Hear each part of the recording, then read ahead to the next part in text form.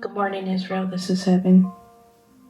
Around winter, or close to winter, fall to winter, I think a lot about my father who passed. Hopes that he made it to heaven and that he rests in peace.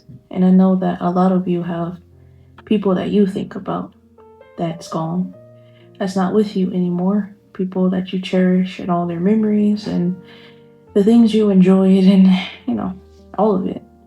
Doesn't matter if it's the laughter, the tears, the fights, I know that all these memories play back in our heads different times of the year. I'm sure for you it's the same around the time when the person, passed on to the next life. And if we think about it, in one sense, it's sad. It hurts. It makes you feel lonely. It makes you feel forgotten, or like you're missing a piece to your life, like a missing piece to the puzzle. But in another way, it's some sort of peace and joy there. And I might sound crazy or loony, but sometimes when I think about it, it makes me wonder, like, if my father went to heaven, then how is it, up there, with God? How is it out of this, earth? And it's nothing wrong with the earth because God made it, but all of the stresses, all of the things that we still have to worry about, well, the people that made it to paradise don't have to worry about what we have to worry about anymore. You don't have to worry about paying bills, don't have to worry about keeping a roof over your head, keeping the water and the lights on, and you don't have to worry about people coming to kill you or break into your home or where you be tomorrow. And I know that anyway, generally we leave this all up to God. We have faith and we just pray and do the best we can, to take care of business. But I have to admit, when Adam and Eve fell from the garden, it was like a punishment. This earth is not like heaven. Because heaven, you don't have to worry about any of that stuff. And then one of the things you don't have to worry about is dying. Once you do die, then I don't think there's another death. I mean, I don't know, but once you're in heaven, you're in heaven. And hopefully for eternity, as God promised. And I know that has to feel really great. That has to feel like an honor. And I wonder, is things different there than how we perceive it here? Some people I've heard say out in this world, like, heaven is going to be boring. There's not going to be anything fun there. But that's such a big delusion. Like, how do you think that heaven is going to be boring when, God made everything? God made your laughter and tears. God made jokes. God made your sense of humor. Like, how do you think you're going to be bored? Is it because you want problems in your life? Is it because, you want to do these dirty, corrupt things? And to you, evil is excitement. Evil is joy. And evil is just not my happiness. Imagining a world without the devil is grand. Imagining a world without people cheating on each other, a world without people lying to each other, a world where people, are not drinking and outside of their minds, ready to crash a car because they're drunk, a world without people murdering each other. You have to look over your shoulder. You can't trust anybody, whether they're real or they're fake, whether they actually got your back or they don't. To me, that's a grand world. Living in a world, without all these criminals can do, and if it was me, if I was the queen over the whole universe, I just put everybody that, is like that onto their own special little island and secure them off from the rest of the world. Anybody wants to be a criminal, anybody wants to argue and fight, I mean, to me, that doesn't make life joyous. Now, it makes life what it is, a struggle, reality, a hardship, a challenge. But the thing is that in paradise, look at all the work it took to get there. It's not easy. For the people that had made it, it wasn't easy, it was hard. And you don't ever know what missions or what duty God wants you to do there. But it's a weird, funny thing. People say heaven is boring, but yet you're trying to live your life in comfort and ease. You're trying to get away from difficulty. You're trying to get away from, all these dangers. And yet you think that partying in heaven, not heaven, partying in the fire would be funner in HELL. You think that's better? Some people are sick in the head like that. But, just me thinking personally, I would love a place to where I don't have to worry about all the stress anymore. And then imagine being there, you don't have to worry about people going. My whole life I realized that everything doesn't last long. As I grow up, and as I'm older now, I think into you love your family. And then the more people you add, and it's not a bad thing, but the more people you add, the more that you have to worry about when they have to go.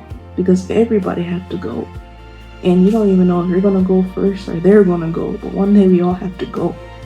And then even with yourself, it's always a big fear. Like, how is that going to be?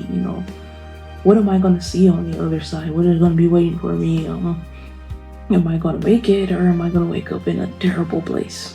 Am I going to be burning for eternity? Or, all these worries stop. And so when I think about, okay, I can make it to heaven and I can see the people who passed whom I really dearly loved all over again. And one person I can talk about right now is my father. I can see him again, and if we all made it like my family, I can see, my mother, that smile on her face again. And it's not like she doesn't smile. She takes it like a champ. All the pains and all the hurts and the losses so well. And she inspires me to, keep going, to keep pushing. Don't get stuck in a depression to where, this person, made your whole life in a sense of, like, we love the people who passed on, but we have to move on, if you get it. We got to move on for other people. Imagine if you had children. You can't stay stuck in the past. People are in need. People need you. And then most of all, we're supposed to be living for God, not for people. So if we can't move on after someone passes, it's okay to grieve over them. It's okay to care, but it's not okay to stay stuck. It's not okay to get depressed. It's not okay to get to the point to where you want to seclude yourself, or you get resentful or bitter or angry or suicidal, or just start doing things just out of your personality that you would never do because you're sad, you're depressed. We can't get to that point. I believe that it was a weird thing that struck me when it happened. And I don't want to take you to depression mode, but I just want to, maybe it might inspire someone else. When my father passed, what hit me first was, I was so, I don't know. I was so upset because I felt like, okay, he left me behind. And then I was so upset because it's like, well, if you made it, you get to be free from here. I still have to worry. I still have to wonder where the heck I'm going. For you, it's already over and done with. I wouldn't want it to be over and done with if I was going to HELL, but if I'm going to paradise, like, man, you're already there. What made me upset was I felt like my father was a great man. He was inspirational. He was a leader. He, to me, did his duty. I can't say if he made it or not, but I 100% believe so. And then me, I feel like I'm lagging behind, and I was like, I just wish I was, prepared already. I just wish that I was as good as I could be, I just wish that I was on a big, a higher level with God. I wish I was closer to the Lord. And these things inspire me. Like, if I want to see him again, well, I gotta work for that. And most of all, out of the love of the Lord. But then he gave me something else to work for. So now definitely, and then the words that my father spoke still resonates in my mind. When he told me all the time, he used to hug me and tell me that, if, when we go, you better be there. If I make it to heaven, I better see you there. You better make it. And those words sit with me so tight. And every time I do anything wrong, I have regret in myself. I hate when I feel like myself is pulling away from God. When I feel like I'm straying, when I feel like I'm going into darkness. Because I feel like I'm getting further and further away where I should be. I grew up, and I'm so grateful to God first. But I grew up, religiously. I was raised right by both my parents. And God has been so gracious to me and to my family. But just speaking on myself right now, he's been so gracious to me. He took care of me.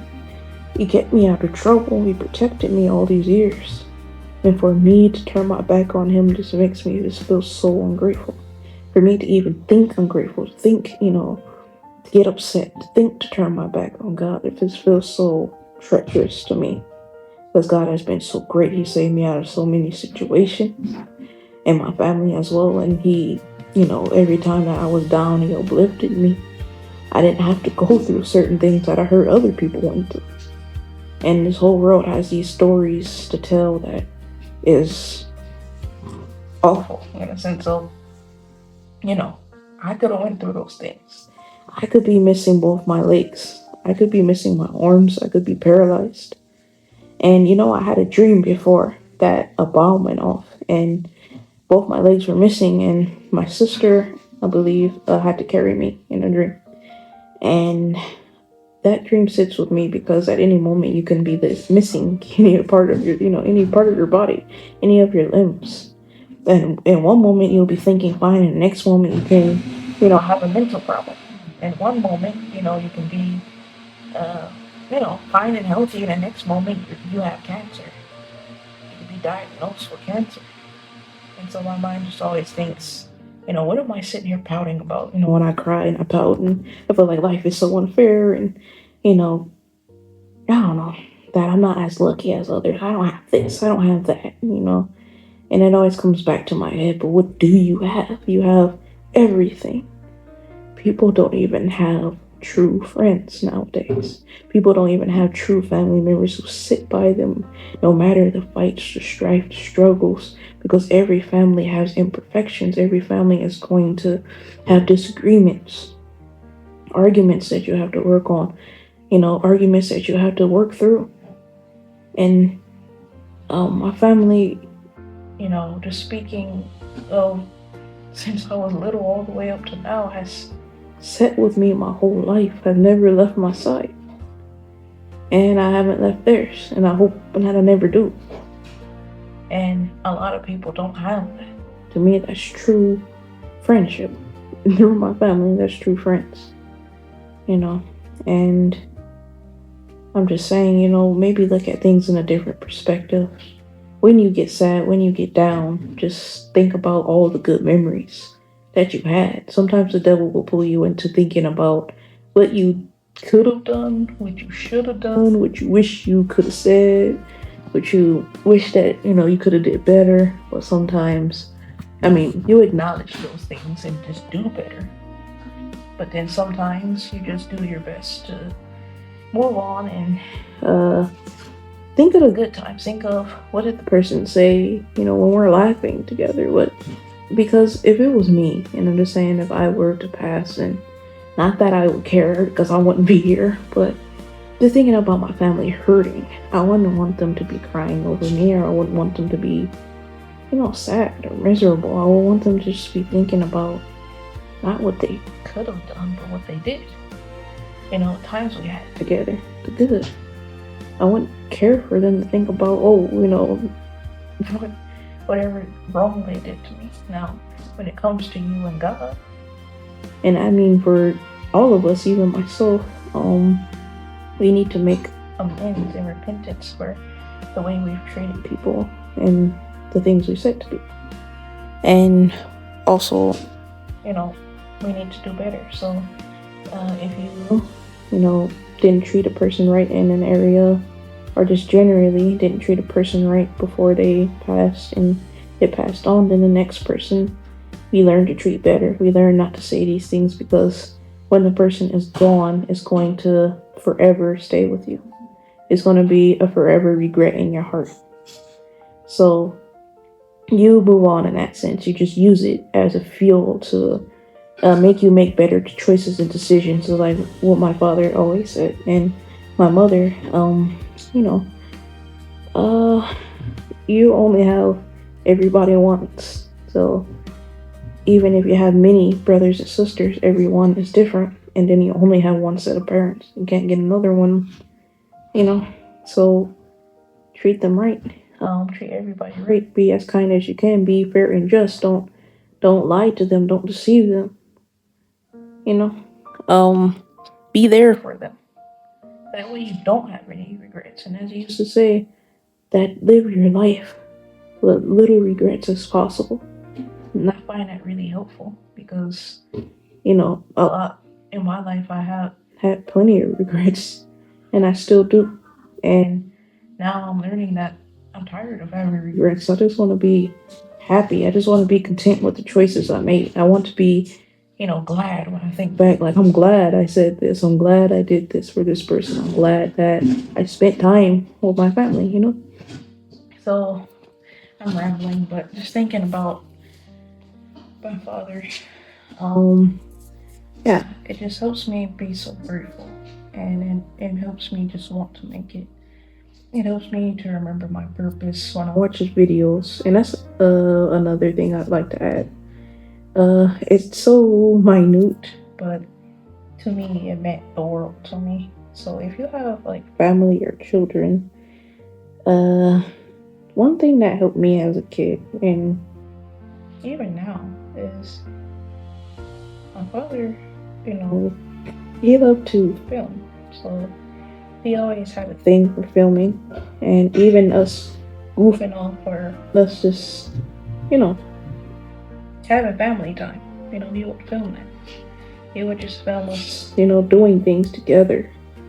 And to me, that matters, because now that he's gone, I can go back and just watch those videos. And it just helps me to remember him. Just like taking lots of photos, which would be my mother. She, used to take a lot of pictures. And now we, as their children, take a lot of pictures. And these pictures help. Some things you forget. Some things you forget along the way. You forgot, what you look like as a child. But when you watch these things, and if, anybody else ever passed, I still have them to watch. I still have them to see. And sometimes I've always been a person that likes to, just write things. So I've had journals, different journals of things I wrote. And sometimes you would be so shocked at the things that happened that you forgot about the events that took place in your life and when it did. Sometimes I get moments mixed up, like this happened, this event happened this year, and I would realize that it happened 2 years ago, or even more recent. So, to me that was really smart. I never even thought about that. And of course, as you know, my father, he liked to make music from time to time. So I have his songs always to fall back on. And, it helps. Even if you don't like to make music, dedicating a song to somebody helps as well. Then, when you hear that song, you always think of that person. I guess it's a way to, not that they're living on through these things, but to make them feel like, their presence is still there with you. So Israel, I'm going to end it like, anybody that believed in, who believed and, was doing their best to, make it. I pray for all of the believers to, make it to God's paradise. and the people that, passed in our lives, that they made it, and I hope that we all get to see them again. Israel, just keep working hard. Don't let the Satan fool you that this life is better. This life is really hard. It's really a deceitful thing that this life is better than the hereafter. That you want your gifts now, your blessings now, rather than later, because here everything is just for a moment. Everything. It doesn't matter what it is. It could be money, but once it's spent, then what? Once you have everything in the world, then what? Once you do everything you want it to do, then what? And nothing is lasting here. Everything is going to perish. Everyone is going to die. Everything is going to crumble. It's like scripture said, everything is going to fall apart. So why don't we just start working towards our place there? And don't think that God's mind is restricted. He's not like you. He's created everything that you know. He's created cars, mansions, pools, and music, everything. Barbecue grills, shoes, everything that you like, he created. The only thing that's not going to be there is anything in a wrong way. But you can literally ask God, and He will give it to you. Anything that your heart's desire, it's not like God won't give it to you in the next life. The only thing that He's not going to give to you is corruption. And I'm sorry, if you love corruption, you have to get it to, inside your heart where you stop loving corruption. Allah gave you a right way to do things. You just got to follow that right way. You got to start loving the good way. And it may feel like, God is controlling or too strict, but really, you got to actually really ask yourself the golden question. What is enjoyable about this? Why is it worth it to you to do this sin? And, why? What is so enjoyable about it that you want it over paradise? That you just can't do what's right. You can't do things the right way. You can't. You just have to work hard towards it. All of us have these diseases and these weaknesses in our hearts that we have to fight. And it's going to be a struggle, but you just know that you can't grow out of it. You are a moldable person. Every human being is. Just like you got into the habit, you can break out of that habit. And just like sometimes replacing one thing and substituting it with another, you do that with your sin. You find something that you like and something else that's not wrong. God has given you many ways.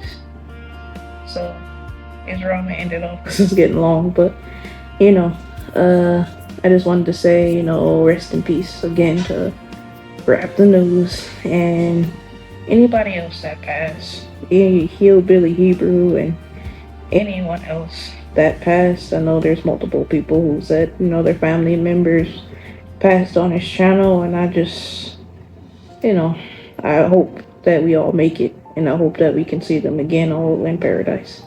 That's it. Shalom. Love y'all.